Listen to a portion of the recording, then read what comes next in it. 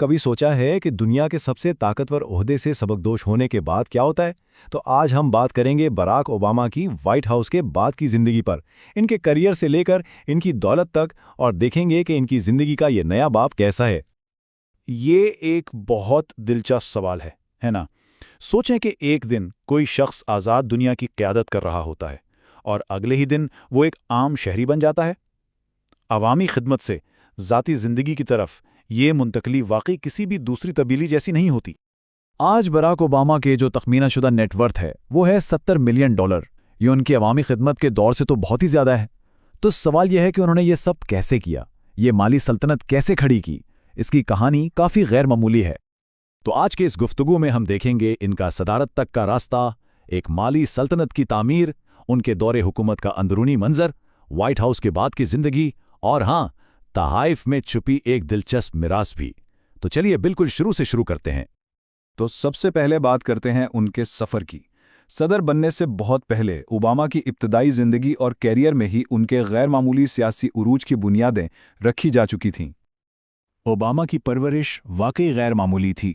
ہوائی میں پیدا ہوئے، بچپن انڈونیشیا میں گزارا اور پھر کولمبیا اور ہارورڈ جیسے ٹاپ اداروں سے تعلیم حاصل کی، جہاں سے انہوں نے میگنا کم لاؤڈ یعنی اعلیٰ ترین اعزاز کے ساتھ گریجویشن کی۔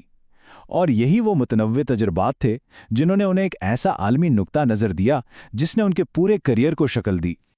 سیاست میں آنے سے بھی پہلے شکاگو میں بطور کمیونٹی آرگنائزر ان کا کام بہت اہم تھا۔ اصل میں یہیں پر انہوں نے عوامی خدمت اور لوگوں سے جڑنے کا وہ جذبہ پیدا کیا جو بعد میں ان کی سیاست کی بنیاد بنا۔ اور پھر ان کا سیاسی سفر کیا کمال کی رفتار سے آگے بڑھا، الینوائے کی ریاستی سیاست سے سیدھا قومی سٹیج پر، اور پھر صدارت تک کا سفر۔ واقعی یہ ایک بہت ہی تیز رفتار عروج تھا۔ اچھا، تو ان کے سیاسی سفر کے بعد اب آتے ہیں ان کی مالی کہانی کی طرف۔ آئیے دیکھتے ہیں کہ انہوں نے وائٹ ہاؤس میں جانے سے پہلے اور بعد میں اپنی دولت کیسے بنائی۔ حیرت کی بات یہ ہے کہ ان کی ابتدائی کمائی کتنی معمولی تھی۔ بطور الینوائے اسٹیٹ سینیٹر وہ سالانہ صرف $80,000 سے کچھ زیادہ کماتے تھے۔ یہ نمبرز جب ہم دیکھتے ہیں تو ان کی بعد کی مالی کامیابی بالکل مختلف نظر آتی ہے، خاص طور پر جب یہ سب کتابوں کے بڑے بڑے معاہدوں سے پہلے کی بات ہے۔ اور پھر وہ ایک ڈیل ہوئی جس نے سب کچھ بدل دیا۔ 2005 میں ان کی کتاب دی آڈیسٹی آف ہوپ کے لیے انہیں ملا $1.9 ملین کا ایڈوانس، اور بس یہی ان کے مالی سفر کا سب سے بڑا ٹرننگ پوائنٹ تھا۔ اور بات صرف ایڈوانس پر ختم نہیں ہوئی۔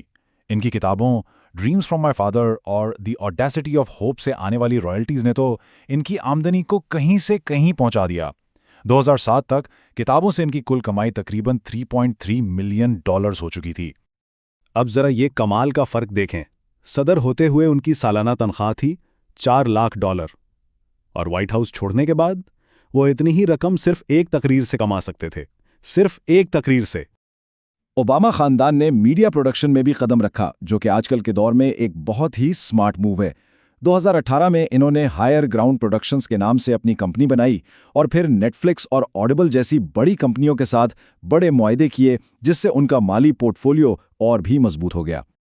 اچھا، تو اب چلتے ہیں ان کے صدارتی دور کی طرف، دیکھتے ہیں کہ اوور آفس میں ان کے 8 سال کیسے گزرے، کیا اہم پالیسیاں تھیں اور کیا کامیابیاں رہیں۔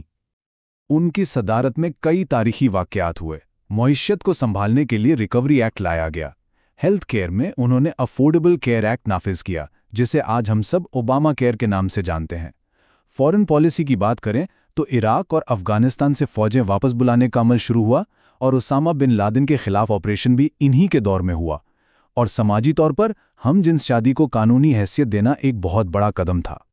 نوبل امن انعام لیتے وقت اوباما نے یہ بڑی گہری بات کہی تھی۔ یہ جملہ عالمی تنازعات اور ڈپلومیسی کی پیچیدگیوں پر ان کی سوچ کو ظاہر کرتا ہے، اور یہ بات خاص طور پر اس لیے اہم ہے کہ یہ ایک ایسے صدر نے کہی جو اس وقت خود 2 جنگوں کی نگرانی کر رہا تھا۔